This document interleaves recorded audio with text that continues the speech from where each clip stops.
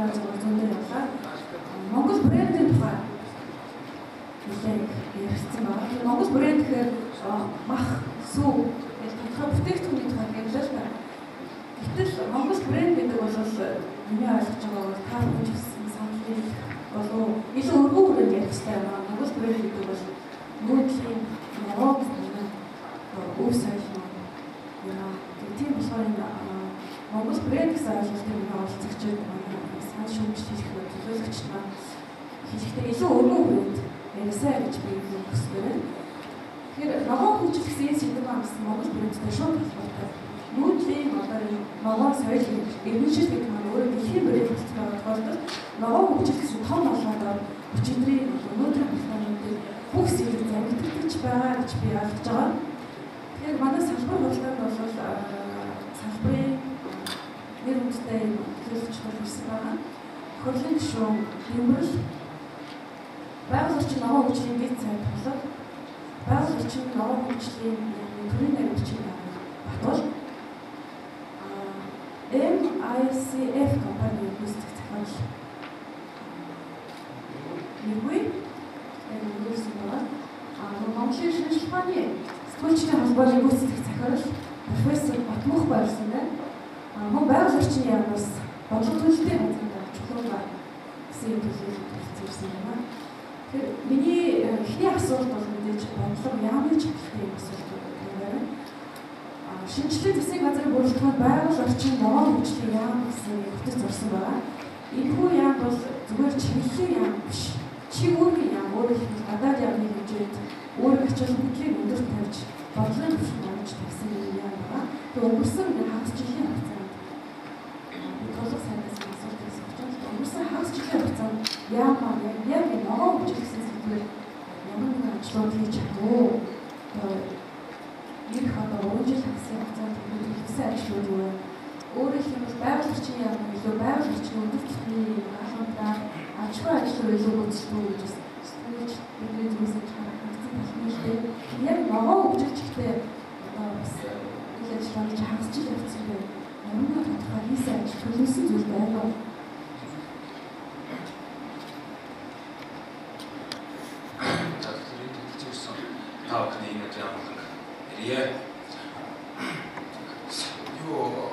Яам байгуулагдаад тэнцэн чиглэлгийн яам болоод шинэ засгийн газрын хүчит орж ороо 6 сарын хугацаа өнгөрлөө. Энэ хугацаанд бид нар бол ногоон хөгжлийн одоо бодлогыг бол эрх зүйн орчинд бас илүү тодорхой болох ажлуудыг хийгээд явж байна. Хамгийн гол ажил. Тэгээд тэрний үр дүнг харах нь одоо шууд практик дээр гэдэг юм уу хүмүүсийн амьдралд одоохондоо хүрч явж байгаа учраас бас сэтгүүлчдийг харж байгаа юм санахгүй хаа. Ерөн зүгээр эднээс дурдах юм бол товчхон одоо ийм ажлууд дээр шиг ногоон бодлого гаргалаа гэж дурдах юм бол бүсний бодлогын асуудлаар бүсний шинжилгээ асуудлыг ярьж байгаа. Энэ дээр ямар нэмэрч байгаа усыг урдны болоод үлдээсэн хэмнэлтгүй мөн одоо үнгүй юм шиг хэрэгдэг байсан бол одоо зогсохгүй болохоо гэж байна. Монгол улс одоо зөвхөн сүүлийн 70 жилийн турш дэлхийн улаар одоо хамгийн ихээр өртөж байгаа орнуудын нэг байгаа. Хамгийн түрүүний дулаан асуудал бол эцэг бүсний нөөцийн асуудал. Тэгэхээр энэ дээр бол бид нар усны нөөц ашиглалтыг бол төлбөртэй болохоор засгийн газрын хуралдаанд одоо журам дүрмөндөө оруулаад явж байгаа. Энэ усны асуудал төлбөртэй болсноор усыг ашиглаж байгаа уул уурхай аж ахуйн гэж байгууллагууд усыг эргүүлэн ашиглах энэ механизмыг эдийн засгийн түвшинд шахаж өгч байгаа. Тэгэхгүй бол одоо бидний хэрэглэж байгаа яг одоогийн байдлаар усны хэрэглээ маань одоо зарим газраа нэг хүн өдөрт 248 литр ус хэрэглэж байгаа, зарим газар 500 литр 6 литр ус өгөхгүй хэрэглэж байгаа жишээтэй. Ийм зөрүүнүүд байгаа учраас энийг тэгшиж энийг хэмжэлтгүй оруулах ногоон бодлогыг одоо гаргаж ирэх жишээ.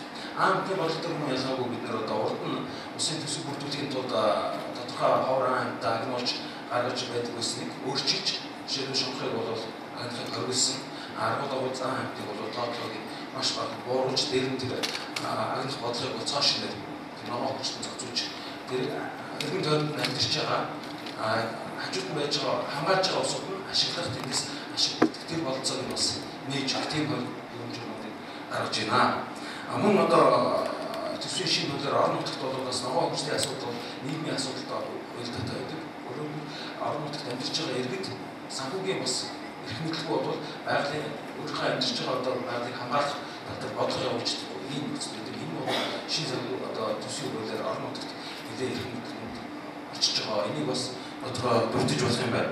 Мөн одоо энэ оны эхэнд бол Япон улстай хамтарсан кредитийн зарчим буюу одоо энэ нөлөөлжийг бууруулах шин технологи бараа бүтээгдэхүүн оруулалт бол Японы талдаа бид засгийн газар гэрээ зурсан байгаа. Энэний хүрээнд бол одоо 5 сард Японы талаас бол тендер жоо одоо энэ төсөлд хамрагдах зарлалаа бол 5 сард гаргав. Энд бол голцоо хувийн хвшлийг дэмжиж ногоо хөгжлийн тэмцсэн нөлөөлжийг бууруулсан энэ төсөл хөтөлбөрөнд тодорхой хэмжээний санхүүжилт болохоор Японы засгийн газар Монгол улстай хамгийн түрүүнд одоо энэ онд багтаад 10 ондоо гар үсэг зурхаас Монгол улстай хамгийн түрүүнд гар үсэг зурсан. Өөрөөр хэлбэл Японы засгийн газар өөрийнхөө төсөвт 51 орчим сая долларын хөрөнгийг энэ ногоон төсөл одоо энэ нөлөөлжийг бууруулсан төсөлд одоо зөвхөн төсөлд санхүүжүүлэхээр төсөлтөө суулгаад ингэ яаж байгаа. 6 сарын хугацаанд хийсээс товч байгаа. Тэгэхээр ихний асуулт жоохон тусгай асууж байна. Улсын бол энэ тухайд бас нэмэрлэгч нөлөө тодруулж байгаа. Бодлогын төвшөнд ингэж замлж байгаа, тооцогдож байгаа юмар ач холбогдолтой юм. Ямар үндэн өгөх юм бэ? За ногоон хөгжлийн яам гэдэг байгуулсан. Энэ одоо институцийн хэмжээнд анхудаа сайн хэрэг. Хоёрдугаарх нь хуулинд ерөнхий сайд нь тухайн улсын хөгжлийн асуудлыг хариуцна гэсэн хуулийн заалт байсан өөрчлөлт. Өчигдөр газар болчихсон. Доктортой хөгжил. Өөрөөр хэлбэл ногоон хөгжлийг агуулсан доктортой хөгжлийн орчин үеийн бодлогын хандлагыг Монгол улсын ерөнхий сайд үүнээс хойш хариуцна гэсэн. Тэгэхээр бодлогын төвшил бас нэг юм хийх айдаад байгаа юм. За тэгээд энэ бүхэн байгаль орчны хороо гэж байдаг. Байгаль орчны мэдээж үнсэн аа. Тэрэн дээр манайх ногоон бүлэг гэж 15 жил хоорондоо ярьж байгаа. Ерөөсөө байгаль орчны яамын жилийн боловсролын гинжиг гэж зарлж байгаа. Бид бүс том бодлогын хүрээнд зарлж игээд 19 заалттай ногоон бүлгийг дэмжих. Энийг яагаад хийж байгаа вэ? Яг өнөөдрийн байдлаар яг чиний асууснаа бид яг мэдээлэл байгаль орчныхоо асуудал болцсон анхаарал найдварын яамч сэтгэлгээ бодлогын сэтгэлгээ юу вэ гэхээр их хариуцсан сэтгэлгээ байна гэж. Уус мэд чинь одоо хамгийн бохирдуулагч яам сууж байсан. Тэгвэл энэ нааны зүйлээс бид юу их хэвээр юм бэ? Яаж хийж байгаа уулуурхаа дээр яаж байжууд дээр яаж үсэн дээр яаж усан дээр яаж хэрэгтэй асуудал. Тэгэхээр хэдийгээр ерөнхий чиглэл яам гэсэн чигсэн би одоо юу хийх гэдэг вэ? Одоо зангаргаа хийх. Одоо бодлого өргөнөөр хийх. Эхний хагас чиг дуусна. Одоо ингээ овоо явлаа. Одоо ямар хөгжлөг вэ? За их хурлын төвшил бол ямар ч гэсэн тэр чиглэлийн бодлого гараад 19 заалт гэдэг нь зайлшгүй гэж хэлсэн. Тэрэн дээр бүх яамд тухайн одоо уулуурхай хөлсөдөө аж ахуйн ногоо хөгжлийн чиглэлээр юу хийх ёстой? Тэр байтхан засгийн газрын худалдаа авалтыг тендерийг яаж ногоон болгох вэ? Тэрэн дээр одоо жишээлбэл хуулийг ямар өөрчлөлт оруулж ирж эсвэл байгаа хуулийг зохицуулаад юу хийх юм гэдгийг бас ярих хэрэгтэй. Тэгэхээр өнөөдөр яг бидэнд бол юу дутагдж чинь хамгийн түрүүнд тэгэхээр одоо шүгэр бодлого гэж. Өөрөөр хэлбэл ногоон хөгжлийн бодлого нь яг өөрөө бичгээр батлагдаад гараагүй. Хөрөн эдийн засгаас ногоон эдийн засаг шийдэх үндэсний хөтөлбөргээд боловсруулагдаад ингээ явж ерөнхийдөө ингээ би хацжилттай багтаага дуусч байгаа. Энэний дараа бид нөгөө шүгэртэй бол малгайтай байна. Энэ малгайхын доор хийхгүй бид усрууны үсчээ, бохирдолт рууны үсчээ, энэ физиктрууны үсчээ, ойрооны үсчээ ингээ баах үсчсэн хүмүүс болох юм. Тэр учраас бодлогын юм малгайтай тэр малгайн бодлого энэ бол зөвхөн энэ яамны асуудал биш, үндэсний хэмжээний асуудал гэдгийг ойлгосон бодлогын одоо хууль тогтоомж энэ бүх юм гарч ирэх ёстой гэсэн анхны юм оршин байдлаар ингэж хэлсэн. Өнөөдөр яг бид ногоон хөгжийг хэлцэж байгаа учраас хөгжил гэсэн утгаар өчигдөр жишээлбэл одоо хөгжлийн санхүүжилт гэж ярьж байгаа. Нэг ч удаа ногоон гэж бүрддэг байдаг. Энэ хөл байгаа. Компани одоо ногоон бизнес гэж юу вэ? Манай бизнесийн бол маш их санаачлалыг төрүүлж төр зэслээс илүү их төрүүлж харж олсон хараад ажилладаг хүмүүс шүү дээ. Бизнесийн салбарын бол энэ чиглэл юу гэж байгаа бол энэ бизнесийн санаачлал өөрөө ногоон хөгжлийн үйл явцад хэр чухал ач холбогдолтой вэ?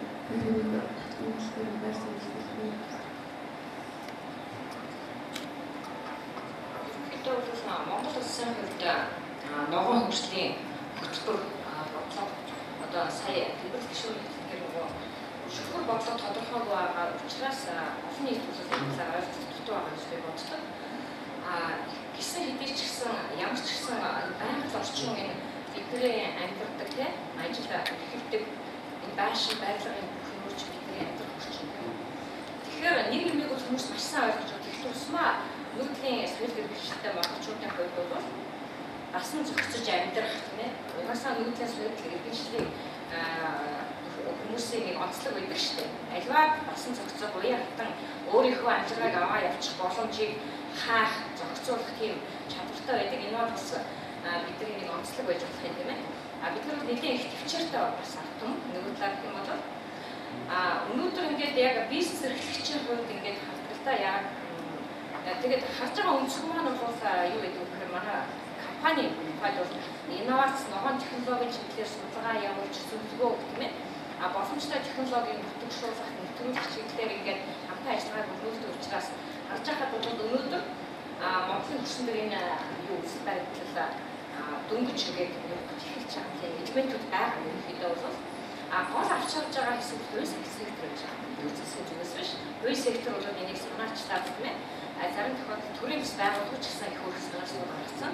Ямар ч гэсэн эхлэх байж байгаа. Гэхдээ одоо манай иргэд судлаачдын хийсэн судалгаанаас аваад үзэх юм бол бид нэр ерөөсөө бараг одоо бидэрт хэрэгтэй байгаа тэр орчин тийм тэрний бол 0.01 ч юм уу тийм хүртэл аргаж үзэж болно л доо. Тэгэхээр бидэрт бол хийх юм маш их байна. Ногоон одоо хөгжлийн чиглэлийн энэ маань доктортой хөгжил гэсэн үг шүү дээ. Ногоон эдийн засаг гэдэг чинь доктортой хөгжлийн нэг хэсэг. Доктортой хөгжил гэдэг маань хүн амын сайн сайхан амьдрал байгаль орчинд оролцоогүй аль болох хохирол багтаа, хор хөнөөл багтаа эдийн засаг бизнесийн үйл ажиллагаа явуулах үүнийгээ санхүүжилтийн механизмтай уяа аль болох тэр доктортой хөгжлийн зарчимд нийцсэн үйл ажиллагааг илүү боломж олгодог санхүүгийн систем үйлчилдэг төсвийгч байсан тийм ээ. Хувийн сектор банкуудын санхүүжилтч бай, зүгээр хувийн санхүүжилтч бай, хандивлагч олон улсын байгууллагч бай. Бүх юм тэр нөгөө нэг хөгжлийнхээ зарчимд нийцсэн тийм санхүүжилтийн бодлого баримталдаг байх юм бол тэр чиглэлүүгээ төлөвлөрөөгөө илүү одоо бол бид нэр нэлээд одоо нөгөө хүүхэд төрдөг штэ тийм дөнгөж нөгөө төрөөд ихсэл туслахын өмнө байгаатай ажиллах байгаа төсөл. Сонсох гэсэн юм бол одоо компани төлөвлөлөөс төр засаг тодорхой ямар дэмжлэг үзүүлж байгаа одоо чинь танхим бол дэмжлэг болтой гэж сонссон. Хийж чадахгүй зүгээр сэтгэл зүйн хувьд ч гэдэг юм уу тийм ээ ямар нэгэн байдлаар нэг эвод гардуулах ч юм уу тийм үйл ажиллагаа хаягдсан байгууллага тийм ээ хамтарч ажиллах гэдэг итгэл үнэмшил илэрхийлж байгаа юм байдаг л да. Яг амьдрал дээр бол зарим үед бол эсэргээр тэр нь эсрэгээрээ бууж ирж байгаагийн үндсэн шалтгааныг би бас зарим талаар юу гэж харах юм гэхээр Монгол улсын хууль эрх зүйн актууд хоорондоо зөрчилтэй нэг нь болно гэдэг нөгөөх нь болохгүйгээр тэгээд нөгөө нэг тухайн нэг салбарч байдаг юм уу тийм ээ үйл ажиллагаа эрхэлж байгаа тэр зөвшөөрлөг өгч байгаа байгууллагч байдаг юм уу хамтарч ажиллах төр засгийн байгууллага нь өөрийнхөө салбарын хуулийг ч юм уу голцоод явчихгүй бизнес эрхлэгчдэд эсрэгээрээ нөгөө төсвөр тал болоод бизнесийн үйл ажиллагааг зөвхөн зөвхөн бий болгодог зардал чиглэл бий болгодог юм тал ажил. За тэгэхээр шүү. Ганцын яг одоо бизнесийн ногоон бизнес ногоон хөгжил гэж ярих ногоон бизнес хийхгүй байхгүй. Тэгэхээр одоогийн байдлаар бол сайн дурын санаачлалт хийсэндээ компаниуд одоо яг бүх төрлийн бас байгуулсан ногоон бизнесийн дэмжих сэтлснаа өгөх юм чи. Тэрний нэг нь одоо компанийн менежлэгч гэдэг байгууллага орчинд дэвтэрсэн компаниуд орчин одоо Монголын компаниуд зарим хэсэг нь энийг аль ойлгоод байсан.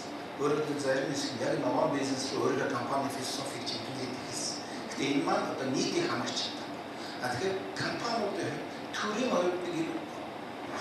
хоёр зарчмыг сэлжлээд тэрнийгээ компани руу явуулсан хоёр юм. Нэг нь бол 3P. Нөгөө people, profit, planet. Өөрөөр байгаль дэлхий маань тэгээд хүмүүс тэгээд ашиг. Өөрөөр ийм орчин ашиг бүрэн боломж байна гэдэг ногоон бизнес. Нөгөөх нь бас нэг 3R гэдэг. Тэр нөгөө одоо бас одоо бүх хүмүүс мэдээд нөгөө reduce багасгах. Тэгээд reuse дахин ашиг. Тэгээд recycle эргүүлж ашиг гэсэн. Энэ гурван зарчмыг хэрэгжүүлэх бүх юм сэдвээр бодлогын баримтчдын төрн гаргаад ирвэл нөгөө компаниуд чинь ингээд. За одоо шиг одоо харж байгаа одоо ингэ хүмүүс сууж бат сайхан нэхий тэмс энэ чи юм хийгээд үстэй яа дахин ашиглахгүй өнтергээд маш тийм байршиг. За одоо ингээд энэ ашиглаж байгаа модны хулгайг одоо маш их ярьдаг. Улаанбаатар өдөршгүй модны хулгай ингээд тав талаас орж ирэхэд одоо энэ тасаагүй. Тэгэхээр компаниуд модны чиглэлээр ямар сэдвсэн авах юм. Ийм асуудлыг цаашдаа юм ярьсан. Одоо нэг юм сэдвээр орж явж байгаа. Сая эдийн засгийн өсөлтөд бүгдээр их ярьсан тийм. Одоо ойлгох хэрэгтэй тийм. Эдийн засгийн одоо өөрөлдөх potential capacity-г ойлгох зайлшгүй байх хэрэгтэй. Эдийн засаг хурдтай өсөж байдаг хойчуудад бид нар юу хэлж байгаа юм бэ? Манай эдийн засаг шингээж чадах хэмжээнд бид нар хурдтай өсөлтийг зохицуулж зохион байгуулж төр өдөртөж чадж байна уу?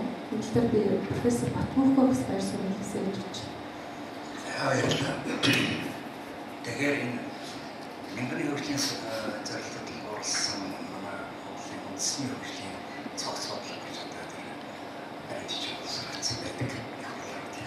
Тэгэхээр энэ дээр бол заалтууд ингэж заасан байна. Өөр юмсуудын өөрчлөлтөд дасан зохицсон арга чадварыг бий болгох, экосистемийн тэнцвэрт байдлыг олборлыг зогсоо, хамгаалах замаар хөгжлийн тогтвортой орчныг бий болгоно гэж байна. Тэгэхээр энийг бид юу гэж ойлгох вэ? Энэ тэрбум чиглэлд одоо заагдсан зорилт эдийн засгийн өсөлтийг бол хэрхэн болгох вэ? Байгаль дээлтэй эдийн засгийн өсөлтийг хэрхэн хангах вэ? Ер нь тогтвортой хөгжлийн үндэс гэдэг маань юу юм бэ гэдэг юм бодож байна. Тэгэхээр бид энэ өнөөдрийн дуулуурхай ашиглаж байгаа бидний эдийн засгийн энэ хөгжлийн явцыг байгаль орчиндөө ээлтэй байгаль орчны одоо тогтвортой өсөлт энэ дээр ecological sustainability гэж экологийн тогтвортой байдлыг хангах замаар яаж эдийн засгийн тогтвортой хөгжлийг хангах гэдэг. Тэгэхээр өнөөдөр манай орны хувьд энэ Аз намхан далайн бүснүүдэд таамаглаж байна. Энэ нийт энэ экологийн тогтвортой байдлыг хангах хэрэгтэй. Ерөөсөө экологийн хязгаарлалт багтааж одоо энэ багтаамж чадах гэж юм да. Энэ potential capacity. Тэгэхээр энэ хязгаарлалт. Тэгэхээр энэ нөхцөлд бид хойч үедээ одоо ямар одоо эдийн засгийн үлдээх юм бид ямар байгаль экологийн одоо ямар байдлыг үлдээх вэ гэдэг юм асуудал гарч байна. Тэгэхээр өнөөдрийн ерөнхий хамгийн гол бидний одоо баримтлаж байгаа өнөөдөр баримтлаж байгаа бодлого бол эхлээд хөгжин дараа нь бохирдлаа ийм уламжлалт концепц. Тэгэхээр энэ концепцийг бид ерөөсөө экологийн тогтвортой байдлаар хөгжих байгаль дээлтийн эдийн засгийн өсөлтийг хангах гэсэн. Ийм гол концепц барих юм асуудал. Тэгэхээр эндээс бол гүйцэтгэх үүрэг бол юу гэхээр энэ хувийн хөвшлүүд төр засаг иргэний нийгмийн байгууллагуудын өөрийн гэсэн үүрэг тавих хэрэгтэй. Тэр ялангуяа одоо хувийн хөвшлийг яах вэ гэхээр энэ экологийн тавьж байгаа шаардлага, энэ экологийн одоо тогтвортой эдийн засаг бүтээгдэхүүний экологийн байгаль дээлтэй ногоон бүтээгдэхүүнийг гаргахад экологийн одоо энэ тогтвортой байдлыг хангах энэ шаардлагыг нэг дарамт гэх. Тэр экологийн шаардлагыг хангасан бүтээгдэхүүнийг гаргах явдал бол тэргүүлэх технологи болсон.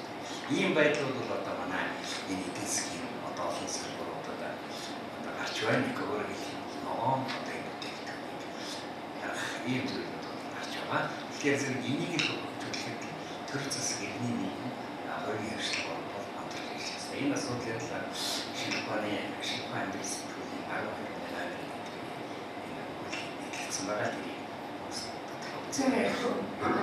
бид нар тогтвортой хөгжлөгийг дэлхийд хамтыг бол жоохон хөвшиж ирж байна л да. Тэгэхээр үүний зэрэгцээ одоо дэлхийн эдийн засгийн форумаас хүн төрөлхтөнд ойрын 10 жилдээ тохиолдож болох хамгийн том 3 эрсдлийг хэлсэн байна. Цагуурын өөрчлөлт, орлогын тэгш бус байдал, төсвийн одоо банкын алдагдал, архаг алдагдал дутагдал юм да.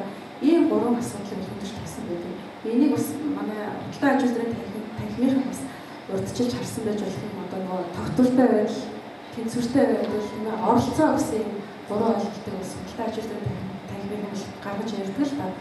Энэ тал дээр би нөгөө байгаль орчны яамны бодлогын хэрэгжлийн газрын чулуу танаас тодорхой байрсаар хүн төрөлхтний учирч байгаа эрсдэл Монголд бас ямар байдлаар учирч байгаа энийг биднээс яаж урьдчилан сэргийлэх боломжтой юм бэ? За ер нь бодлогыг бол дэлхийн түвшинд болон улсын түвшинд, хүний түвшинд ийм гурван түвшинд бодож ярих хэрэгтэй юм байна. Тэгээд дэлхийн эдийн засгийн форум дээр гаргаж ирсэн тийм эрх харамсалт тохиолж болж байгаа хамгийн их магадaltaй тэр хоёр эрсдлийг хоёр эрсдлийн эсрэг тэмцэхээр тийм хүний тогтвортой хөгжлийн индексийг дэлхийн даяар бишүүлээд бүх улс орнуудыг эренблээд үздэг болё гэсэн саналыг миний бие өөрөө Рионы мөрөд дээр бол дэвшүүлж илтгэсэн байгаа. За Монгол улс бол 165 орноос 92 төвж байгаа.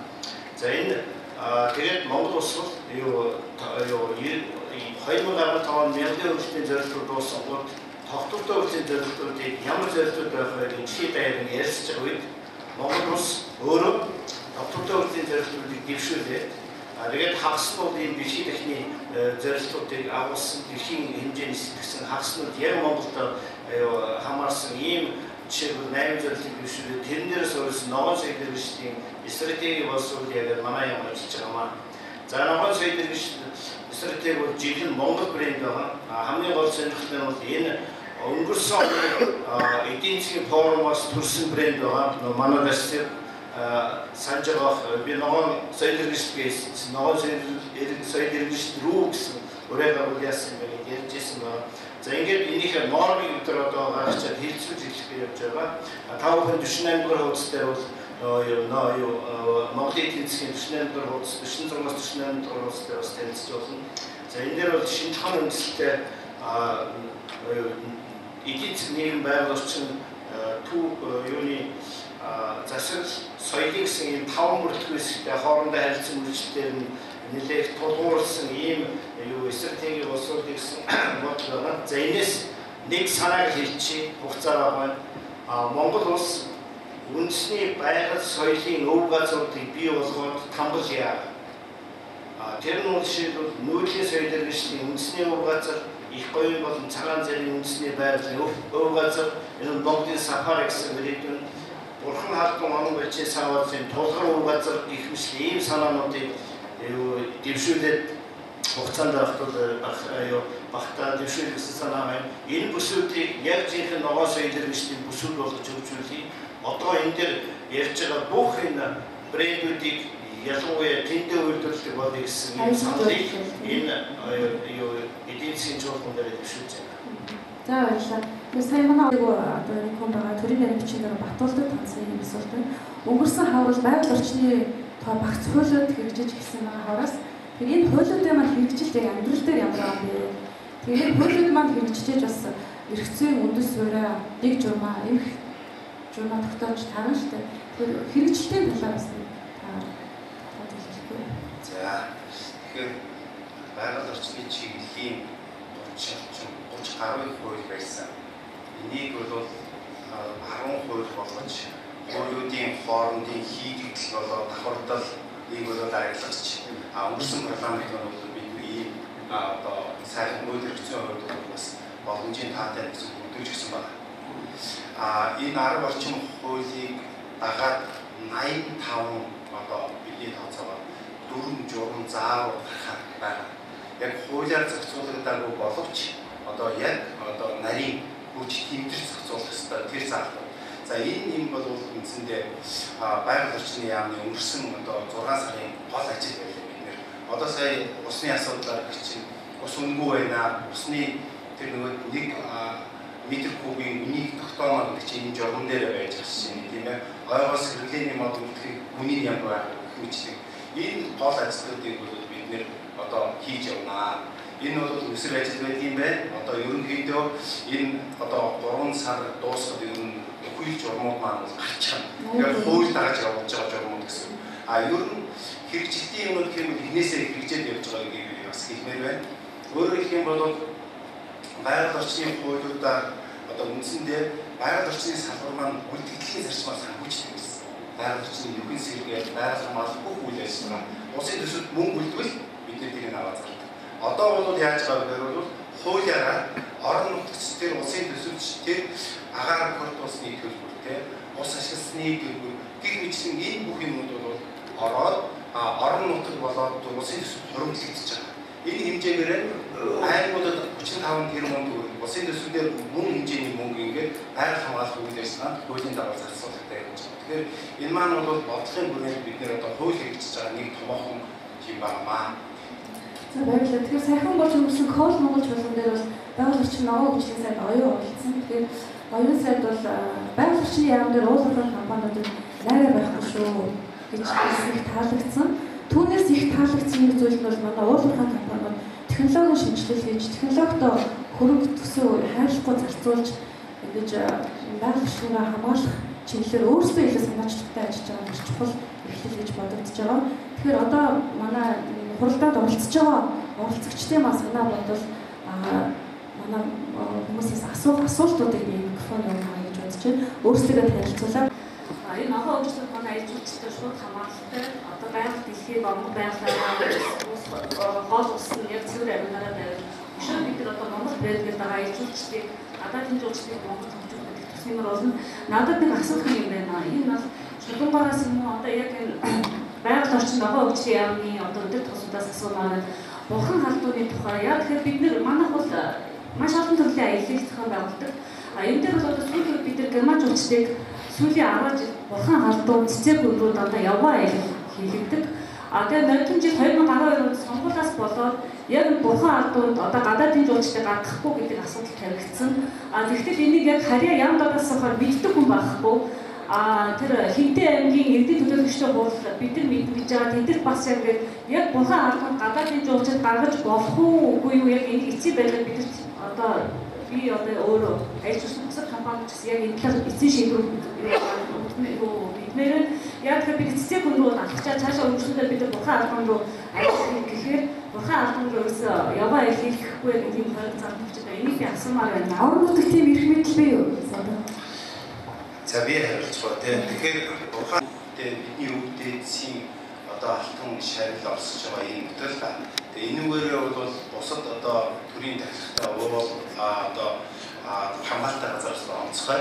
Тэгэхээр байгаль орчин ногоон хөгжлийн яамаас бурхан халдууныг энэ жил ЮНЕСКОгийн байгалийн мөн одоо соёлын бүртгүүлэхээр бол санал тавиад бид нар ЮНЕСКОд хүмүүстэй уулзчаад байж байгаа. Ер нь бол бурхан халдууныг одоо тойрсон аялал жуулчлалын хүрээний нэг уул мөр нь болохоор тэд янз бүрийн одоо багш техник том төхөөрөмжөөр хайгуул хийгээд одоо ялангуяа Америкийн иргэндэд бол Чингис хааны одоо бунхныг олсон гэдэг юм уу ийм мэдээ түгээрх гэх ийм асар хэцүү байдал байж байгаа. Энийг төр өөрөө бэлэн биш байхад одоо хэрвээ ийм юм зарлаад тэгээд замраагүй ийм аялал жуулчлалыг бий болгох юм бол энэ өөрөө одоо хазаарлан байх хэцүү асуудал болно. Тийм учраас саяхан манай яамны тусгай хамгаалалтын газрын удирдлагын газрын дарга орон нутгийн засаг захиргааны хүмүүс, төрийн байгууллагын хүмүүс ердөө 2-3 хоногийн өмнө одоо энэ асуудлыг хилцээд одоо эцсийн шийдэл хүрэхэд явж байгаа. Хаа хүртэл аялал жуулчлал явагдах юм, хаана нь гадаадын иргэд очих юм, хаана нь одоо Монголын иргэд байх юм бэ гэсэн энэ юмыг бол эцсийг тогтоож зарлана. Энэ дээр бол яам анхааралтай авчихсан нутгийн иргэдээс асар их эсэргүүцэлтэй орон нутгийн засаг захиргаа одоо санал тавиад явж байгаа. Энийг удахгүй эцэстээ бид нэр шийдвээ зарлана. Та нар харин тодорхой санал тавил яам дөрөө байж байна. Тэгэхээр одоо аялал жуулчлалын компаниуд таны ярьж байгаа зүйл хэлээд тодорхой тайлбарлах хэрэгтэй албан бичгээр ч юм уу те. Одоо ингээд боловсруулах төвшөнд явж байна. Тэд энэ бэлэн болно. Яг л эдгээр чинь бас бизнесээ төлөвлөсөн зочноо өрцөн хүмүүс байна шүү дээ. Тийм бол аялал жуулчлалтай илүү ойлголцтой ажиллах. Нэг оюун сайд албан бичгээр явуулсан. Явуулсан байгаа. За. Яг тэгэхээр оюун сайд бид албан бичгээр явуулсан. Уг нь бол одоо ямар нэг яамнууд үе ирчвэ ямар нэг иргэдч албан бичгээр өгөхөд ажлын амд дугаар гэдэг чинь хариу өссөн шүү дээ. Бид нар хариу авах 2 сар болж байна. Тэгэхээр одоо аялал жуулчлалын сезон эхлэхэд байдаг. Нөгөө жуулч маань бидээс суугаад ямар санда агаа тийм боломжийг ашиглаад шууд ингэ цуглаж байгаа шүү. За баярлалаа. Тэгэхээр бид яг шийдвэр яахтай хэрэгтэй шүү. За энэ танаа яамны хариуц асуулт дараагийн асуултад ахав. За сайн байцгаана уу? Энэ төр зөвлөсөн их мөдөд ноён талтай таалбар өнөөдөр мэдрэгье. За би байгаль орчны яамны төлөвлөрийн бичгийн дараа бодвол болон байгаль орчны яамны дэд зайд тулгын нартлахаар асуулт болон өмнө санал хүргэж байна. Энэ юу гэхээр би болохоор андын төлөөр Монголигээд цөмийн эсрэг тэнцдэг залуусан нэг гишүүн байгаа. Тэгэхээр өнөөдөр манай орнд болохоор ураны олбол хийж байгаа 80 гаруй одоогийн байдлаар 80 гаруй тийм хайгуулын лицензтэй байгууллага байгаа. Сайхаас асуудал 3 сайхан Арева гэдэг ураны олборлолт хийхээр хүсэл тавиад уран олборлох гэдэг байгууллага байгаа. Тэгэхээр уран олборлох гэдэг нь хөхрийн хүчил газар шахаад урааныг олбордог. Улмаар болохоор манай орон маань болохоор дэлхийд болохоор усны хомсолтой орнуудын нэг байдаг. Тэгэхээр энэ маань хүний ус бол усанд маш их хор өнөөлтөө. Тиймээс энэ урааныг олборлохгүй байх тал дээр болохоор арга хэмжээ авах шаардлагатай байгаа. Түүнээс гадна манай орон маань болохоор ерөнхийдөө Монгол улсын нийт газар нутгийн 12% ерөнхийдөө судалсан байгаа. Тэгээд түүний цаана болохоор хичнээн хэмжээний баялаг байгаа нэгдээс тодорхой бус байгаа. Тэгэхээр бид нар ийм их баялагын эзэд дэмжиж уран олборлох нь болохоор буруу юм аа. За түүнээс гадна Монгол улсын газар нутгийн хойд хэсгээ болохоор ерөнхийдөө ногоон байгалаар бүрхэгдсэн тийм байгальтай. Тэгэхээр энэ ногоон байгалаар бүрхэгдсэн ийм байгальтай энэ газар нутагт ердөөсөө ямар ч уурхай олборлолт явуулахгүй, харин гойч юм уу урд хэсгээр олборлолт явуулдаг. Яагаад вэ гэхээр бид нар усны хомсолтой орнуудын нэг тийм усаа имлэхэд бол хойд хэсгээс ямар ч уурхай олборлолт явуулахгүй яа. Түүнчлэн би 100 гаруй хүүхэд 100 гаруй ноён уулж идэг. Та бүхэн мэднэ ноён уулж болохоор хүннүүгийн булш хэрэгсэл маш их түүхийн туслах бүтээлүүд байдаг. Тэгтэл Цетера Гол гэдэг компани болохоор олборлолт явуулахад эхэлсэн байгаа. Тэгэхээр энэ хүннүүгийн булшийг хэрэг ухаад ингээд тухайн түүхэн туслах бүтээлүүдийг хэрэг сүйтгэх юм бол бид нар өнөөдөр түүхээ устгана гэсэн үг юм шүү. Тийм болохоор тэгээ 3 юм чухал асуулт өгдлөө шүү дээ. Тэний баярлалаа. Тэр эд бүлгийн зүйл ялангуяа уулын олборлолтын үед эд бүлгийн зүйл маш их эдэж гэмжсүүд. Энэ тал дээр ямар байрсаг байгаа вэ? Мөн аялал жуулчлалын тодорхой бүс нутаг зааж өгөхгүй түрүүний чулуунгаа хийсэн шиг сафарын нутагтай болох уу? Тэрс уулын орохгүй гэсэн төрийн бодлогоор хааж өгсөн бодлого бичгүй. Сүүдийнхээс хариулж чулуунаар бас түрүүнд өөрчлөсөн бид төмс нутгийг заах хэрэгтэй. Тэгэхээр өмнө явжсэн одоо бүрийн эдийн засгийн хүрээнд гэж ярих юм бол яасан гэхээр стратегийн орд газрууд гэдэг бид нар тодорхой ордуудаа айгүй чухал юм байна. Энэ төсөл төлөв болох хэрэгтэй юм байна. Энэ хамаагүй хайгуул судалгаа хийхгүй байна. Ашиглахгүй маань зарлцсан. Гэтэл чинь яасан гэхээр яг өнөөдөр одоо дэлхийн нийтийн чинь газар тэр чигээр ногоо эдийн засаг ногоо хөгжиж өөрөөр дахин сэргээлддэг энэ нөөц бололцоод ашиглаж хөгжих бодлого ярьж байгаа. Тэгэхээр одоо энэ ярьж байгаа тэр түүхэн дурсгалт ур шингэсүүрийн асуудал байна. Түүхийн дурсгалтаа байгалийн засварт газрууд байна. Энэ болгонд аялал жуулчлалын үйлчлэгээ болгоно тэгвэл энэ бол ямар нэгэн байдлаар нөгөө нөөц рүүгээ халдахгүйгээр дахин сэргээлдэх одоо өөрөөр ногоон бизнес хөгжүүлэх энэ боломжуудыг нээсэн газрууд байна. Тэгэхээр бидний чулуун дараа түрүү бас хэллээ бид бодлого баримт бичгүүдэд болоод юу хийж байгаа гэхээр түүхийн хувьд, соёлын хувьд, байгалийн хувьд тийм ээ стратегийн газруудаа зарлах хэрэгтэй байна. Энэ ажлын эхлэлд бол өмнө засгийн газрын үеэс бас хийгдээд явж байсан. TNC гэдэг Natural Conservancy гэдэг байгууллага бол уул уурхайн үйл ажиллагаа олборлолт явуулж болох газар, болохгүй газар гэдгийг бас тодорхой хэмжээгээр судалж маш олон үзүүлэлтүүдээр авч үзэж судалж гаргаж байгаа. Монгол орныг ерөнхийдөө 4 хэсэгт байгаад 2 хэсэгт нь бол тэр тайлбарлагдсан. Одоо гараад бидний хараад ирж байна. Өөрөөр тэрийн үндслээр бид нар тэр түүхийн соёл дурсгал газар олонхоо явуулж болохгүй болно. Энэ бүх зүйлүүдийг гаргаж ирэх юм байна. Тэгэхээр бидний юу тийм бүх уул уурхайг үгүйсгэж байгаа юм биш. Юу гэхээр хариуцлагатай байгаль юмд хоргоо шинэ технологи ашиглаж байгаа уул уурхайг дэмжинэ. Гэхдээ уул уурхайг дэмжинэ гэдэг газар болгон уурхай байгуулаад газар хүн болгон уурхайч мөслөг бол бид нар одоо дэмжихгүй байгаа. Тэн дээр бол маш хатуу байр суурь дээр ноён сайжирсан тэр утгаараас уул уурхай компаниуд хэлсэн болов уу гэж. Нүүр зэсхэр стратегиэс илүү улс төр стратеги ба өв соёлын хамгаалах стратеги бас зөв хандлага ойлголт гарч ирж байгаа юм байна. Батуугаар бас сүүлийн дээр ажиллаж байна. Асуулт асуух хүмүүс олон байна. Тэгээд зохион байгуулагчид бол түрүүнээс хойш хурлын цагийг сонжруулсаар манай цагаас дахиад Шинжлэлийн засгийн газрын нэг баримталж байгаа гол бодлого бол Монгол орнд уул уурхай хаана одоо хөгжихгүй, хаана хөгжих вэ гэдгийг энэ дөрвөн жил зааж өгөх асуудал. Тэгэхээр уул уурхайгаас ангид байх үсгэдгийг манай янзаар энэ судалгаас тулах сайд хэллээ. Зүүн бүс тэгэгдсэн, өмнөд бүс тэгэгдсэн, 10 хойд бүс тэгэгдээд дуусгая. Энэ ингээд нэмэгдэлж. Тэр уран олборлоготой холбоотой асуудал бол ямар бодлого баримталж байгаа вэ? Энэ хүний урсгалын арга гэдгээр газрын гүн рүү бүхэн хүчиж шахаад тэнд одоо ураны бүдрийг уусгаад нэг хэсгийг сорвож авч байгаа. Бараг 20-30% сорвож авдаг. Тэгээ үлдсэн газрынхаа гүн үлддэг юм билээ. Тэгэхээр энэ арга үнэхээр хүний усанд хөрсний усанд хортой юу гэдэг асуудыг энэ ч судлах асуудал хийж байгаа. Хэрвээ хортой юм тогтоодвол бид нэр энэ дээр технологи өөрчлөх гэсэн шаардлага тавьхаас өөр арга байхгүй. Зарим улс орнд бол энийг хоригдсан байдаг юм байна. Зарим улсад нь зөвшөөрч идэг юм байна. Тийм учраас бид нэр бол энэ дээр яамны одоо их мэдлийн хүрээнд бол тэр арга дээр бол одоо дүгнэлт хоёр дахь нь Кожогови гэж одоо Арива компани охин компани байгаа тийм. Тэрний үйл ажиллагаанд бол энэ хавар шалгалт хийхээр бид шийдвэрсэн байгаа. Иргэн тойронд нь одоо мал өгч байгаа. Тэгээд учир шалтгаан олдохгүй байгаа. Тэгэхээр яам бол ийм projektуудыг хийх явж байгаа. Саналаа хэлээ. Дараагийн асуулт. Засваржуулгын аж ахуй хатаж шаардж байна. Тэгэхээр манай засваржуулгын аж ахуй зөвхөн ногоолчны яам биш одоо хайцлын яам үүдэлтэй яам энэ төрлийн бодлоготой өөрчлөлттэй байна. Тэгээд энэ 2011 оны засгийн газрын 23 тогтоод байдаг. Тэгээд манай төр бол ерөөсөө ард иргэдээс аж ахуй нэгжээс тогтоолох төлөвлөлт тийм хууль тогтоомжуудыг гаргаад байна. Тэгвэл бид байгалийн нөхөн сэргийлт хийх одоо засваржуул одоо засны төлөвлөлт үгүй болж байгаа. Энийг бид үржүүлээд нөхөн сэргийлт хийхээр төрөөс одоо нэг жишээхэд одоо 60-аа засыг ямар үнэлгээтэй гэдгийг одоо бодлого гараад байгаа. Энийг одоо энэ ногоо үйлсийн одоо ямар бодлого гаргах вэ?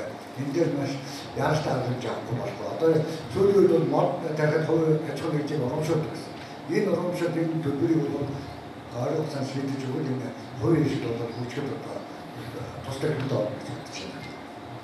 Маш чухал асуудал.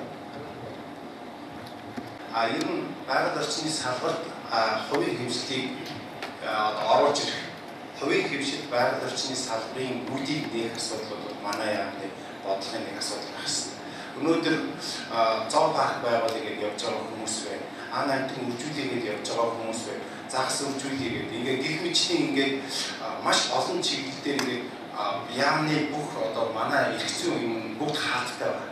Тэгэхээр энэ бол манай яамны одоо бодлогын талаар удахгүй бид зарлана нэг том ажил байх юм аа. Энэ хүрээнд одоо сая алтан шандман тавьсан тэр загсын үнэтэй болгоод эргээд байгаль нөхөн сэргийлтийн дэмжигдээр энэ бодлогын асуудлаар яриад явж байна. Болж игэл туг тухай үйл ажиллагаа одоо тэдний сарын дараа улирлын дараа гэж зөвлөлтөө одоо бас үйл хийж явж байна. Дахин нэг концерт өөр над хамаагүй зүгтгөө түрүү нэг ураны халдвартай холбоотой нэг асуудал асуусан. Би нэгжлийн нэмээр бол кислотны үйлчлэл гэдэг бол маш хавтаг хордог юм технологи шүү. Хаягдaltaй. Тэгэхээр нэг бараг судлах шаардлагагүй хаач гэсэн дээр бол нэгжлийн нэмээр. Тэгвэл миний орж ирсэн энд хэлэх гэсэн санаа бол энэ байгаль орчны яамнаас бол байгалийнхаа нөөц баялагуудыг үнэлгээг нэмэгдүүлж чинь. Би зүгээр энэ дээр юу гэж хэлэх гэж байгаа вэ? Өнгөрсөн жил яаран гайхалтай болоо. Тэгээд айлуудын хашаа хорог гарахтай тэр мачтай. Нэг айл бол дунджаа 700 ширхэг хар модыг ургаагаад хашаа өгөл зуны тэгээд тэр одоо малынхаа бүн зэвтэр бүгдийг барьсан байна. Гэтэл энэ 700 мод бол өнөөдрийн зүгээр зах зээл дээр орж байгаа баах бол 14 сая төгрөг ямар үнээр болж байгаа юм. Хоёрдугаар энэ хар мод чинь үндсэндээ бол 80 литр ус барьдаг гэж байсан. Тэгэхээр энэ 56 тонн усыг бол одоо байнга очих хэвээр энэ их усыг тасчихдаг тэр гол гойр хүч бүгд шиглэг байж байгаа.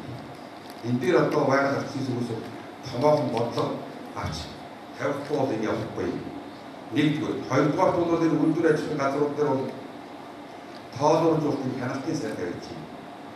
Энэ Европт одоо 1 метр куб ус 7 евро байхад Герман бид усны нөөц багтаа бас.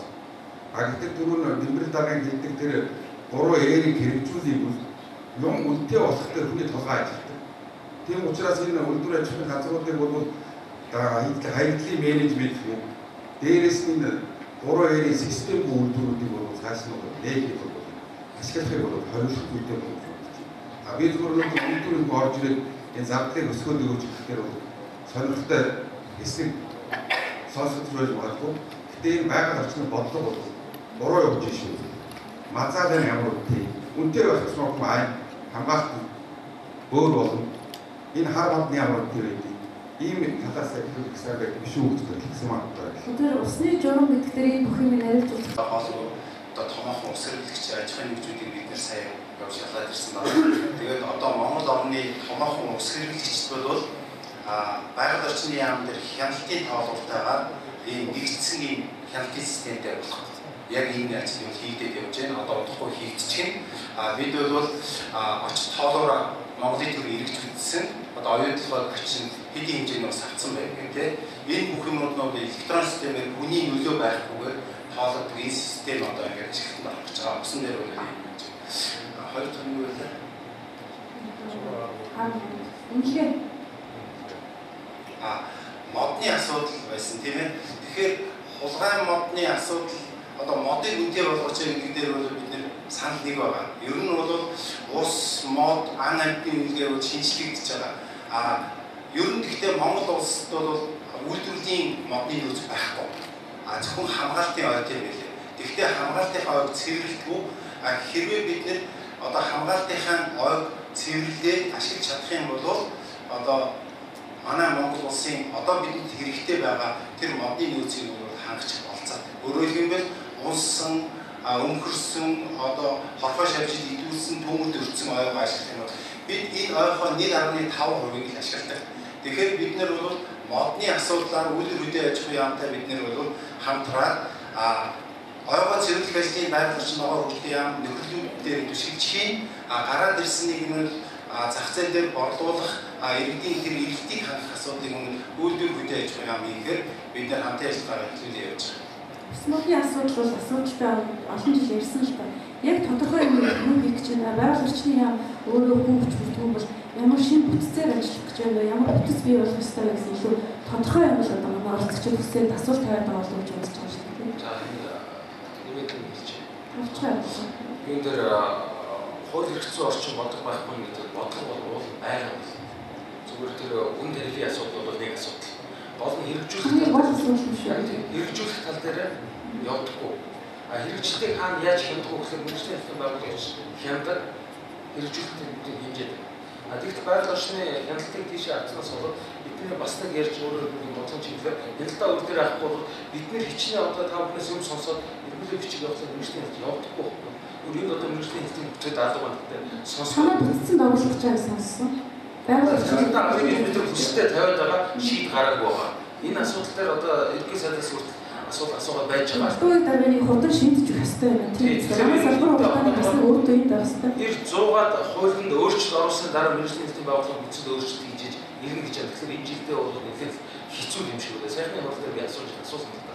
Тэгэхээр нэгдүгээр нь тэр өөрөөр хэлбэл бодлого байгаад хэрэгжүүлэхийг анхаарахгүй болохгүй нэ. Тийм учраас энэ бас иргэд олон нийтийн байгууллага, бизнесийн байгууллагын хүмүүс хандж ирэхэд та бүхэн өөрсдөө хэрэгжилтэн дээр сайн дарж ирэхгүй бол та нөхдөд юм хийхгүй шүү гэж бид нар заагаад байгаа л шүү. Яг бол бид чинь тэр болгон газар хүрч ажиллаж чадахгүй. Тэр болгон газар дээр гарч байгаа проблемүүдийг сонсч байна. Түрүү усны асуудал дээр хэллээ. Усныхаа юу өндөр болгож байна. Өндөр болгоод тавиад бодлоор гараад хэрэгжүүлэх гэсэн яг засгийн газар дээр одоо 6-7 тоо буцаад байна. Тэгэхээр инфляц нөлөөлөх гэдэг болохгүй тэр чинь. Усыг үнэтэй болгочихоо. Тэгээд дараа нөгөө нэг цэвэрлэх байгууламжаа барьж ирэх компаниуд ингээд хөшөөрөл болж өгнө гэдээ бид нар оруулаад ирсэн чинь хаана асуудал гарсан гэхээр 4-р сахилгын станц дээр усны хэрэглээ яг одоо манай мөрдөгж байгаа журмаар тарифаа төлөөд ирэх юм бол хүмүүсийн нөгөө захилгааны тариф чинь дагаад өсчихөж байгаа. Нөгөө талхуу дөржөө талхны үн чинь дагаад өсчихөж байгаа. Энэ болгоом чинь давхар ингээд өсөөр захилгааны станцын хамж байгаа нүүрсний өдөр дээр ингээд уухад дээр аваад үзсэн маш эдийн засгт өөрөөр маш том цохилт очих гэдэг учраас энийг засгийн газар дээр маш хостой яриад дахин одоо уцаагаад яриад байгаа тийм учраас. Тэгэхээр энэ бодлогуудыг шууд авчаад тавихад манай эдийн засгийн өөрөө хууль эрх зүйн орчин дээр бас асуудалтай юмуд гараад байгаа. Гэхдээ энэ болгоно бид нэр давж гарахын тулд энэ болгоныг одоо шийдэхин төлөө ажиллаад байгаа маа. Тийм учраас тодорхой цаг гарч байгаа. Дараагийн асуулт. Mind Club гэдэг community төлөвлөж ирсэн. Тэгээд бид бас яг боддог хийсэн юм. Тэгээд бид нэр 2007 оноос 2010 оны хооронд яг 5 жилийн хугацаанд яг Монгол Улсын газар нутгаар нийтдээ 100 мянган модыг яг ингээд сайн дурхны хүчээр ингээд тавьсан байгаа. Одоо тэгэхээр миний дэвшигчний одоо асуулт дээр бидний одоо ингээд цаашдын үр дүн зүгээр нэг залуусын нийтлээс одоо бүр даваад нэлээд том хэмжээнд хүрсэн байгаа учраас энэ тал дээр төр засаг одоо яг ямар дэмжлэг үзүүлэх боломжтой гэдэг нэг асуулт. Хоёрдугаар бид нар ингээд санхүүжилттэй босохын тулд ингээд байгууллагуудаар очихдаг. Тэгэхээр яг энэ байгууллагуудаар очиход нийгмийн хариуцлага яг энэ байгаль орчны асуудал руу бас яг ингээд тодорхой чиглүүлж өгвөл юу одоо хэрвээ гэдэг талаар би ийм хоёр асуулт хэлсэн. Тэгэхээр маш зөв санал байна. Одоо бол нийгмийн хариуцлагын асуудлыг илүү одоо тэр хүмүүнлэг тал руу яваад идэх шиг юм байна. Тэгэхээр байгаль орчны салбар руу одоо нийгмийн хариуцлагыг чиглүүлж өгөх асуудал дээр бол яам бодлогын асуудал болгож авъя гэдэг асуудлыг үдээж авлаа. Маш сайн санал байна. За баярлалаа. Ярьж байгаа. Тэгээ үүн дотор орхиж болохгүй нэг зүйлийг бас хэлэх гэсэн юм аа. Тэгээ энэ зүйл бол хотын экологийн асуудал байна. Хотын экологийн асуудал. За Улаанбаатар хотын хэмжээнд бол мэдээж утаа ховны асуудал гэж байна тийм ээ. За үүн дээрээс ямар санаа гаргаж ирэх гэдэг нэрээр Улаанбаатар хотод энэ төвчрээд байгаа, за утаанд нөлөөлөд байгаа, за цаг зав үдээд байгаа энэ автомашины төвчрөл энэ зүйл дээр бид ундаг дугуй түрээсийн системийг оруулж шаардлагатай байна. Энэ зүйлийг манай компани зөвс судлаад бүх юмыг нь оруулаад хийе гэдэг тэр дүрм журам гэдэг юм тийм хууль эрхцэн зохицуулт нь байх ба. За ундаг дугуй ундаг хүнийг автобусны нэгдүгээр нэгээс ч юм уу эсвэл ягууны замаар хүмүүстэй муудалцаад янз бүр болохоо яваад иж болдог. Энийг бүтээгдэхүүн үйлчилгээ болоход зах зээл дээр эко, хүрээлэнгүй орчин хүмүүс эрүүл мэндийн ээлжийн бизнес болгоо хөгжүүлэх хэрэг зохицуулах гэж зохицуулт нь байх байгаа. Тэгэхээр энэ тал дээр хамтарч ажиллах боломж байдаг болов. За баярлалаа. Энэ бол хот төлөвлөлтийн асуудал ялангуяа гудамж гэсэн төслүүд туссан байгаа. Та тэгэхээр хотын захиргаанд очоод 2020 онд хотын хөдөлгөөн төлөвлөлтийг үзэж болно. Дууны зам туссан байлээ. Ягууны замууд туссан байлээ. Өөр танд асуулт байна. За асуулт байна. Баярлалаа. Тавчууд цаг байгаа ард чинь 5 хүн зогсож байна. За маш баярлалаа. Тэгэхээр Японы засгийн газраас бас нэг тийм санхүүжилт тухай ярьж байсан шүү дээ. Тэр хэн чинь бас өөрөө хүрээлэнгүй орчны тэр хотын экологийн проблемыг шийдэж байгаа бизнес учраас энэ тал дээр бас хамрагдах тийм боломж байгаа болов уу гэж байна. За баярлалаа. За баярлалаа. Дараагийн асуулт асууж байна. Энэ санал байсан гэж ойлголоо. За хурц экопремер болохоос төлөвлөлт төлөвлөсөн. За шинжилгээ гад засгийн газар ерөнхийдөө шинжилгээ хийж сонсож байгаа одоо талхамж байна гэсэн иргэдийнхээ өмнөөс за чигүүргийн яам байгаль орчны яам бол чигүүргийн яамны хувьд одоо бид нар тодорхой хэмжээгээр санал тавиад яваа. Байгаль орчны яамын дэмжлэг хийгдэж байгаа бусад одоо яамнууд дээр бас ажил татсан. Ер нь яамны одоо холбоо уялдаа буюу эцэг бүлэгт үр дүн гэдэг юм хэрэгтэй учраас бид бүгдээ одоо хувийн хвшил төрийн бас байгууллагын үр дүн гэдэг юм чухал байдаг учраас яамны уялдаа холбоог одоо хуульчилж одоо бас тийм тодорхой хэмжээнд байгаль орчны яам одоо дэмжиж байгаа бол эдийн засгийн ямар уялдаа холбоо байгаа гэдгийг бас ингэ төрөөсөө бас бодлогоор дэмжиж олцож өгөөч гэдэг нэг одоо бас бодлоо. Тэр дээр бас та бүхэнд одоо юу бодлого байна уу гэж асуумаар байна. Хоёрт нь болохоор ерөнхийдөө сэтгэлгээний өөрчлөлт хог хаягдал уус гэдэг бүх юм ярьж байгаа. Гэтэл нэг боловсролын яамн дээр сэтгэлгээний өөрчлөлт гэдэг юм нэг баг насны хүмүүсээс байгаль орчны боловсрол тийм суулгаж өгөх тийм одоо яамнуудын уялдаа холбоо гэдэг юм би илүү их яриад байгаа. Энэ тэнд ажил хацаад байгаа. Энэ дээр яамны өнөөдөр ерөнхийлөгч хэлсэн тодорхой хэмжээгээр бид нар хувийн хвшил төрийн бас байгууллагыг дэмжиж ажиллана. Тийм учраас одоо хацаагүй байх ёстой төр болоод бас ажиллаж чадахгүй байна. Тэрийг бол бас сайшааж байгаа. Тийм учраас энийг одоо нийгмийн хариуцлагын хүрээнд одоо базаар ерөөсөө хатуу хуульчилсан тийм механизмыг суулгаж өгөөч. Яг тийм бодлогыг хэрэгжүүлж байгаа юм. Түрүүний нөгөө 85 одоо 4 журам гэж заагдаад хэлсэн шүү дээ. Тэр бас хаяалж. За баярлалаа. Ардын зогсроо 4 хүн товч асуултад тавиад одоо дахиж асуулт авахгүй болов тавьж чадахгүй. За сайн байна. Би алтаа гişмэрийн төлөөлөл юм л да. За бизнес эрхэлж байгаа бидний хувьд бол дэлхийн зах зээл гарах нь чухал гэдэг. Тэгээд дэлхийн зах зээл гарахын тулд бид нар эко-френдли тэмрэл даргын хэлдэг шиг recycled гэдэг шашигтай байвал бид нар илүү урсдаг чадвар сайжирдаг байхгүй. Тэгэхээр бид нар одоо яг тэн дээр анхаарал тавиад Азийн хөгжлийн банкны дэмжлэгтэйгээр Монгол улсын ямааны цөм сүргийг хамгаалах зорилгоор бид нар хөрөнгөө зараад ажиллаж байна. За тийм ногоон шошго гэдэг юм би төрийн нэрээр хэлсэн юм байна да. Ногоон шошго хизээ олгох юм бэ? Хэрхэн олгох юм? Тэрний шалгуур нь юу байх вэ? За дараагийн асуулт.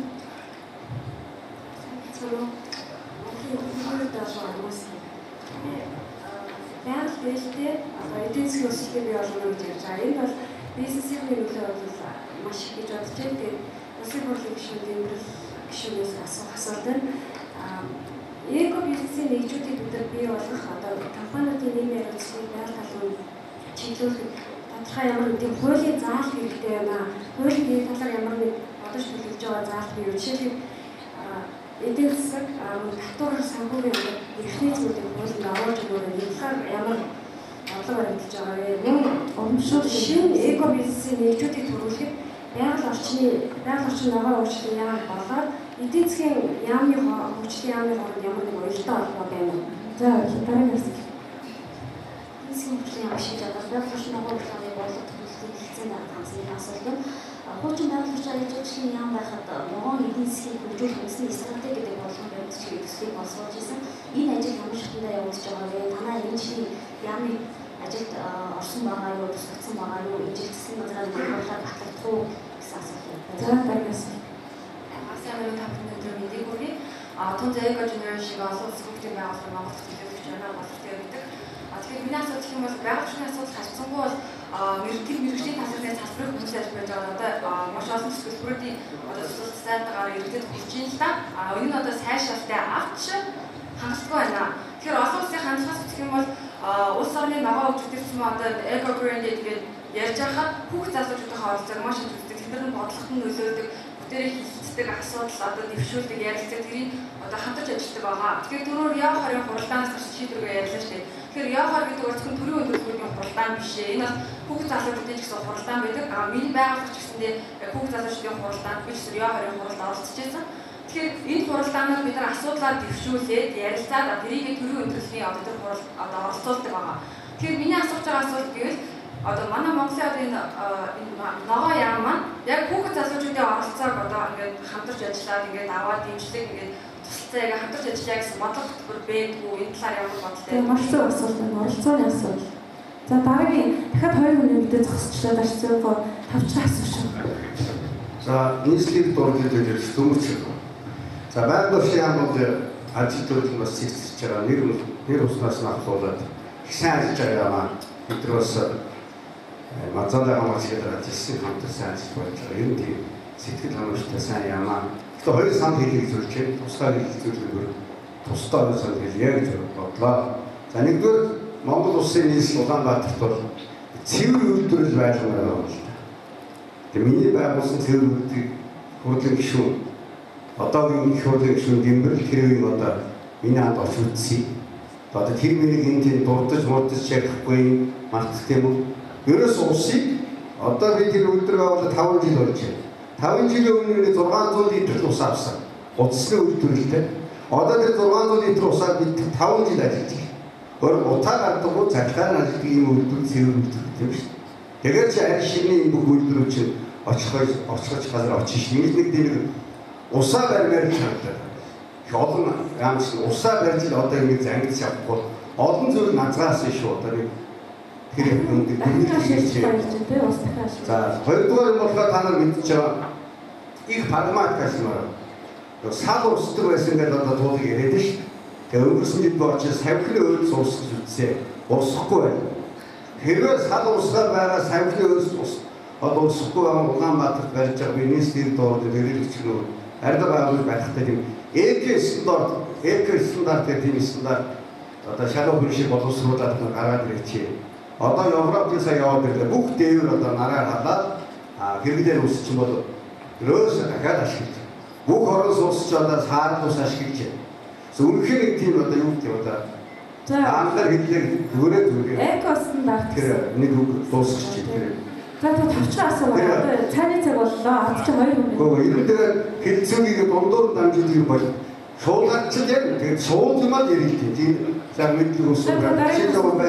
Тэгэхээр би сайн юуг нь мэдэхгүй байна. Одоо ангаар бол энэ төр хилээд дадсан байл пасси хаус үе дүүли хүүдэн нийслүүдийг ийм үйл одоо хэрэг Улаанбаатарын манай нийслэлийн дуур бидэртэй хамтраад хийвэл одоо болох байна. Тэгээд гол юм тусаад байж хийхгүй бол олон задгаасаа. Одоо ингээд ерөнхийд яриад явах бол тэгэхээр Монгол орн би бас хайртай шүү. За дараагийн асуултыг авъя. Таны асуултыг ойлголоо, саналж ойлголоо. Ялангуяа яг одоо орцгоогоод яг савхны ойл сус чинь үгүй үзье. Огт усахгүй. Тэгтэл одоо 20 давхар байшин бариад одоо 33 давхар байхаар эцэс яах юм бэ? 20 жилийн дараа Улаанбаатар нөхөд зарим хөрш баярлах байх шүү. Яг таны асуултыг ойлгосон шүү дээ. Саналж ойлгосон. Бусдын хүндэтгээрийг дахин доогомсъё. Та микрофоноо агшиж хэлжээ. Дараагийн хоёр асуултыг өгье. Abi Монголээс болоод зэрэгтэйсэн байна. Зөвхөн шүү. За бидний санал тавьмаар байна. Ногоо хөгжлийн стратеги 20 жилээр гадмаар байна. Тэгээд хэрэгжүүлэх. Хажууд нь экологийн аюулгүй байдлын стратеги бас хамт авч явахгүй. Энэ хоёр чинь цуг явуулдаг шүү дээ. Энийг бол ногоо хөгжлийн яам гэж байна. Тэр ногоо хөгжлийн яам бол энэ төслүүдэд одоо 20 тавьдаг юм байна шүү дээ. Би нэг жишээ хэлье та. Оросын холбооны улсад байгаль нуурын эрдэнэ тойрон нөгөө байгалийн нефтийн хоолой тавих гэдэг Оросын бүх хэвлэл мэдээллийн хэрэгсэл бүх яам одоо багц шилжүүлэх бүгд зүйдээ байгаль нуурын хажуугаар тавих яах ч гэсэн чинь Путин Оросын шилжүүлэх академийн одоо дэд зөвлөлтөд хажуудаа зогсож асуусан байна. За энэ үгээр яваад эколог аюултай аюулгүй гэж шүү дээ. Аюултай гэдэг хэлбэл Путин бол шууд зогсож байгаа. Үгүй ээ. Одоо нэг 250 км хоолой гарч байгаа хоолой татчих гэж байна. Тэгэхээр ийм шийдэл бааны ийм ногоон одоо санааг бол хэрэгжүүлэх төстэй байна. Жишээ нь бол одоо нарийн төмөр зам, өргөн төмөр зам тавиад тэгээд дамжуулны ачиг гэдэг шүү дээ. Одоо энэ өмнөгов аймагт нарийн өргөн зэргийн төмөр зам тавиад цаашаа хятад руу нарийн зэрэг рүү шилжүүлнэ гэж энэ дээр бол байгаль орчны юм өгүүлж шийдэх. Өгүүлж шийдэх. Үгүй. Энд чинь ногоо хөгжлийн экологийн асуудал, байгаль орчны сүрний асуудал байна тийм ээ. За тэгээд жижиг зүйлсээс эхлээд явмаар байна. Жишээлх юм бол одоо байгаль орчны яамны хэрэгтэл одоо амны арьсаар хийсэн холсон хэрэглэхээ бодож гэдэг юм уу.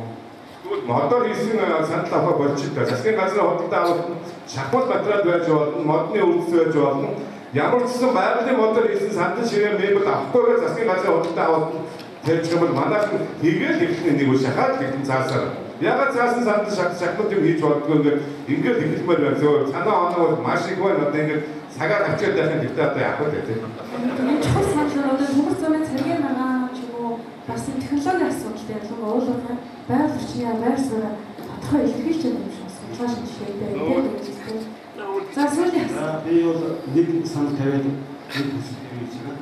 Энэ мангаас хүсэж байна. Энэ өнгөрсөн маш их хэрэгжсэн юм аа. Өнгөрсөн 10 жил. Одоо энэ ногоон хөгжийг хамгаалах, буруутыг хамгаалах, ховор урмыг хамгаалах, өөрсдийнх нь амьдрал төшөлсөн төслүүдийг хэрэгжихгүй гэж асуумаар байна. Өнгөрсөн 15 жил байгаль орчны сурчлагын асар олон төсөл хэрэгжсэн. Одоо маш олон нийтийн байгууллагууд, олон гадаадын байгууллагууд манай байгаль орчны энэ ногоон урмын бүрхчийг хамгаалах, усыг хамгаалах, загсыг хамгаалах энэ бодит ажил үйлдвэрлэлийг олгосон төслүүд хэрэгжихгүй гэж асуумаар. Бас нэг зүйл бол богоно брендингийн явуулахад хөрсөн гишүүн тэмдэглэл хуучийг анзаарч ирсэн. Энэ эко үйлдвэрлэлийн улсын форум гэдэг одоо хөдөлмөрийн яамтай, манай худалдаа ажилтны танхимтай, байгаль орчны яамнаас санаачлаад талаас хийх юм бол хүмүүсүүд хүлээгээд байгаа сэтгэлгээ байгаа шүү. Хүмүүсийг доороос нь хүлгээд өгчих юм бол их хурал литрүүдийн асуудал биш байх гэдэг хэлмээр. За баярлалаа. Яг л байгаль орчны яамд асар олон төсөл хэрэгцсэн. Тэгээд төслүүдийн үр дүнд өгсөн хэлсэн юм байдаг юм уу? Одоо та бүхэн олон асуултууд тавилах бол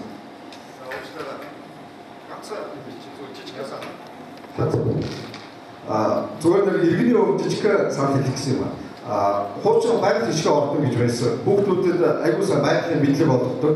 Улам бид нар бол одоо энэ бодлого яриад байна. Эргээд нэг үр хүүхдүүдэд дараагийн үеэ байгаль тайлбар болж бэлдэх хэрэгтэй. Бидний үе бол ярьсан ч уулаа ухаал дуусгүй баг болчиход байна. Тэгэхээр байгаль хишгээ ордонд яваад би өөрийнхөө аягүй гоё амьтан тайлбартай загс тийжгээ тайлбар болж ирсэн. Тэгэхээр нэг санал ногоо хөгжлийн яам, боловсролын яамтай хамтраад байгаль хишгээ ордныг өөрийнхөө мэдэлд аваад усаас төсвийг батлуулаад тэрийг жинхэнэ утгаар нь ажилуулах хэрэгтэй. Тэгээд 10 жилийн хөтөлбөр байгалийн баг дууханы хичээлд оруулаад 7 удаа байгалийн төсвийн орон дээр очиод явдаг, үлгүү дугаард ордог. Үнэтэй биш үлгүү. Дипломын сургалт тийм хөтөлбөр аяж чухал. Тэр байгалийн төсвийн орчныг байгалийн орчны яам хооч эко хаусыг хэрэгжүүлэх нь байгаль орчны яам шууд оролцох хэрэгтэй байна. Хот байгаль яам бизнес гардаг. Тохиом байгуулж микрофон манай хүмүүс хамтсарч яам хоорондын хамтын ажиллагаа гэдэг дээр бол маш чухал асуудлыг хөндсөө.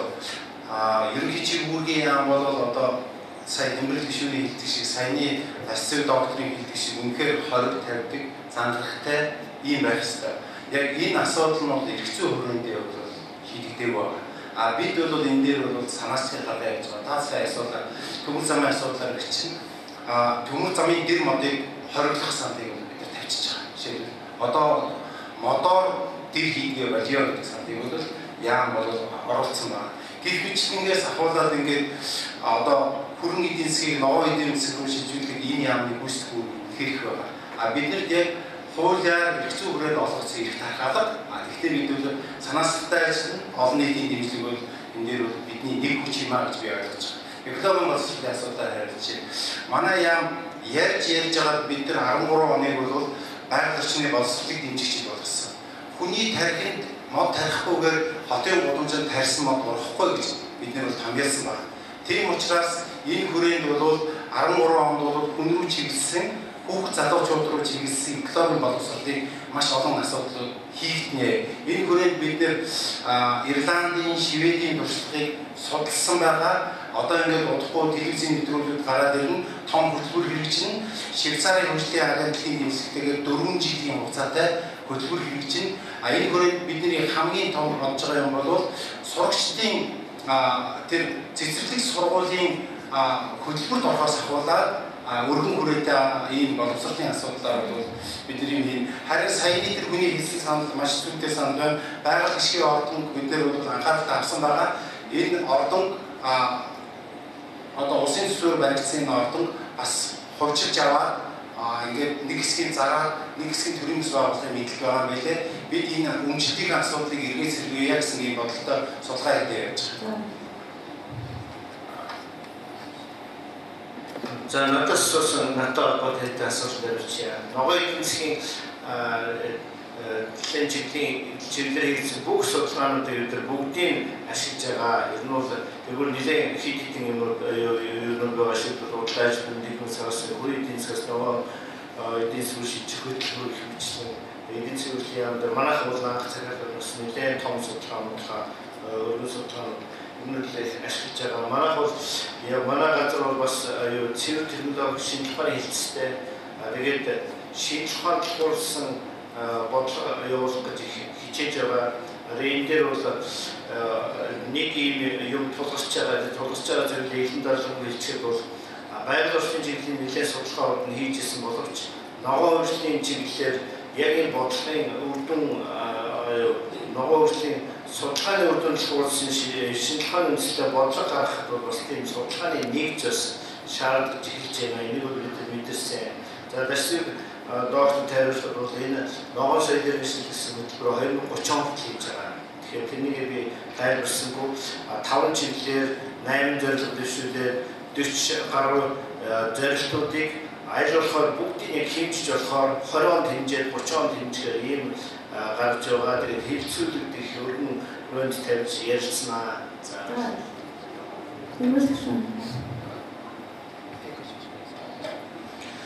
За би одоо ерөнхийдөө зүгээр сая хүмүүсийн асуултыг тэгээ саналыг сонслоо. Энэ протоколдод хамгийн түрүүнд авмаар нэгдүгээр өсөлт.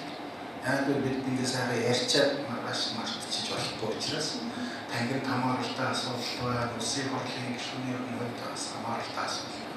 Тэгээд миний бодсоныг зүгээр харж байгаа. За жишээлбэл бат сайхны эсэлт.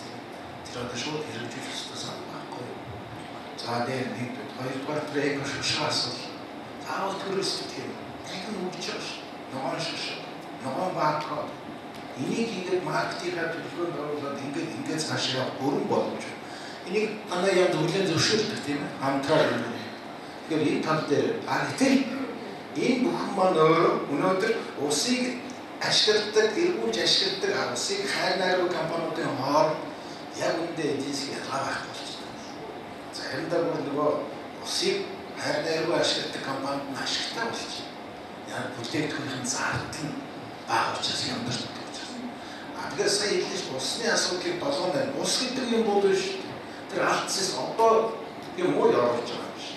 Ерөөсөө энэ хоёр гурван Монголын номер 1 асуудал бол. Тэгэхээр усны асуудлыг зөвхөн ус гэж 7 удаа буцаадаг биш. Ерөөсөө нөгөө экосистем гэдэг маань бидний үйлчлэл үзүүлж. Экосистемийн үйлчлэлийн төлбөр гэдэг тийм зүйлийг гаргаж ирсэн. Дэлхийд тийм гарцсан. Тэгээд тэр компаниудаа урамшлын сэжийн төлөвлөх замаар зөвхөн тоогох үнийг өсгөх замаар биш. Ийдгүүрийн арга хэмжээгээр бодлогоо явуулах гэдэг нь нөгөө эдийн засгийн хөтөлбөр дотроос суулгана гэсэн. Энэ нэг асуудал байж байна.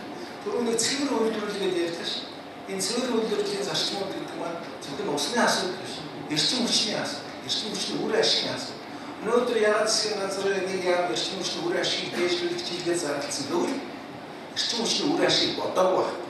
Эрчим хүчний байдал маш муудаг, аргагүй ирэхэд хэмнэлтэнд оруулах ийм тулгамдсан шаардлага гарч ирэх ингэж боддог ийм үе гарч байна. Тэгэхээр өнөөдөр бид мод ярьж байгаа Монгол гэрийг модоор хийхгүй байсан. Өнөөдөр Булган аймаг, Архангай аймаг өдөр шөнөгүй хөрөө арга ажиллаж байгаа. Улаанбаатарын хэд хэдэн чиглэлээр ташцэг сайд дандаа хулгай мод орж ирж байна. Баярлалаа ресурс нөөц ийм байдлаар хандж байгаа ийм үед бид амун дээр Говьалтай аймгийн Сэлсүмийн малчид хүмүүс нь хэвлэлийн багвар хийгээд байна. Одоо мөнхөн өмхийн үнэрсдэг Улаанбаатарт үед бид ногоон эдийн засаг ярьж, ногоон хөгжиж ярьж, маягүй хэцүү байна. Тэгэхээр энэ маань юу гэсэн үг вэ? Зөвхөн энэ яам биш. Энэ ерөөсөө бүх яамны түрүү ярьлаа ш. Энэ координацийн хооронд уялдаа байх. Үнэхээр уялдаа байх. Тийм учраас одоо уулзаараа эдийн засгийн яам шүү. Эдийн засгийн яам тоглогч бол танаа яам хоёр дахь тоглож байна. Орлон тоглож байна. Уул байгаль орчин ногоон хөгжлийн асуудал танаа номер 1 нөгөө эдийн засгийн яам. Тийм учраас эдийн засгийн хөгжлийн яамны нэг эмгтэй асуусан. Ногоон эдийн засгийн хэрэгцээ энэ агс чиг багтааж байгаа. Энийг би бас хэлж байна. За эцэст нь тэр одоо бизнес хийж байгаа хүмүүс түрүүний миний хэлсэн тэр нэг 3 юм чинь лооз юм шиг нэг бодтой асуудал. Тийм учраас их хурлын гишүүний айдуудын ногоон эдийн засаг тэр ногоон хөгжлийн асуудал энэтэй холбогдсон хууль дүрм журам дээр тодорхой өөрчлөлт оруулах ийм одоо эрмэлзэлтэй, ийм итгэл хэрэмжтэй тэгээ надтай бас хайсах 10 хэдэн гишүүн байгаа.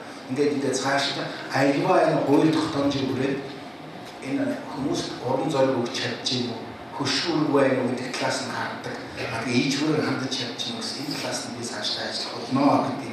Тэгээд санал байвал над руу байр явуулж байгаа. За баярлалаа. Ногоон Эко Монгол гэсэн юм сэдвээр бид нар ярьдаг. Эко Монгол болохын төлөө зөвхөн дараа нар яамдууд биш. Бас манай хүүхдүүд хүртэл тэгээд компанийн бүгдээрээ оролцох юм хүсэл эрмэлзэлтэй байгаа. Өнөөдрийн хурлын бол үр дүн боловч энэ хүсэл эрмэлзлийн нэгтгэх заримтаж нэг чиххэн хөдөлгөх л харин зөв чухал байгаа юм шиг байна. Баярлалаа танд. Тэгээ нэг жил хэлмээр байна л да. Юухээс зэрэг хэрвээ яг одоо жишээлбэл нөгөө Улаанбаатар хотын засаг даргын тамгын газар яам хөрсний харилцан ойлгосноо санаж гаргаж сурсан юм хамсчихлаа. Тэгэхээр хэрвээ яг бодтойгоор одоо жишээлбэл стратеги төр бодлогын баримтыг гаргахаас өмнө заавал тэрийг хүлээх албагүй шүү дээ, тийм ээ. Одоогийн байгаа юм дээрээ зарим үед бид нар туршилтын төсөл хэрэгжүүлэхэд яг ингээд явцаа хуулийн заасан юмыг баримтлах биш. Бас ингээд хурлын тогтоолоор ч юм уу боломж олгоод ингээд яг тохиолдол байж болдог. Тэгэхээр гэр хорооллын дахин төлөвлөлт тэр үйл ажиллагааг хэрэгжүүлнэ гэдэг нь бид нар одоо хамгийн түрүүнд тэр ногоон гэдэг аюутайгаа зохицуулаад ногоон хөгжил гэдэг зарчимдаа нийцүүлээд алхмууд хийх юм боломж байж байгаа байхгүй. Одоогоо ингээд хэрэгжүүлэх хичээгээд тендер тэр зардаад хэрэгж байна. Тэгэхээр тухайн тэр ногооны дахин төлөвлөлт хийгээд ингээд дахиж одоо Орос улс байдаг ч юм уу юу ч вэ гэх юм бол тэр зам, барилга, байгууламж, тэр нөгөө бохор цэвэр усныхаа систем, эрчим хүчний систем тэр бүх юм нь яг ногоон гэсэн үсэг баримтлалд нийцсэн байхаар ядахтаа нэгээс хоёр хөсхийг бол сонгож аваад ажиллах юм бол бид нарт үлгэр жишээ загвар болоод явах тийм вариант байж магадгүй гэж бодож байна. Нөгөө талаар гэх юм бол бид нар ингээд нэг Одоо жишээлбэл ногоон гэдэгт одоо бид нар ямар технологи ашиглаад яавал бид нар одоо тэр ногоон гэдэг рүү явах юм бэ? Бид нар яавал нийгмийн хариуцлагатай юм байх вэ гэдэг юм дээр бидэрт нэг дутагддаг юм байдаг юм да. Юу гэхээр зэрэг бидэрт ямар ч байгууллага дээр одоо нэгдсэн мэдээлэлсэн байхгүй шүү дээ. Одоо хаанаас олж авах вэ гэхээр ерөөсөө бүх юм бол нэлээд эд хог маягаар явж байгаа. Нэг хүн гадаадаас ирээд нэг гадаадын компани уулзсандаа өднийг сайн юм шиг байлаа тийш шуурдаг ч юм уу. Тэгэхээр энэ тал дээр бол бас бид нар нэг одоо үнэхээр ногоон хөгжилд хөв нэмэр оруулчихаа тийм үү? Монголын эдийн засгийг ногоон болгох чиглэлээр хамгийн сүүлийн үед ч юм уу магадгүй 20-30 жилийн өмнө гарсан технологич гэсэн өнөөдөр боломжтой байх тохиолдол байдаг. Тэгвэл тэрийг бид нар мэдээллийн бааз үүсгээд монголчуудаа, хувийн сектор, төрийн байгууллагуудаа, төрийн бүс байгууллагууд үйлчлдэг ийм боломжийг бий болгох хэрэгтэй гэж боддог. Баярлалаа.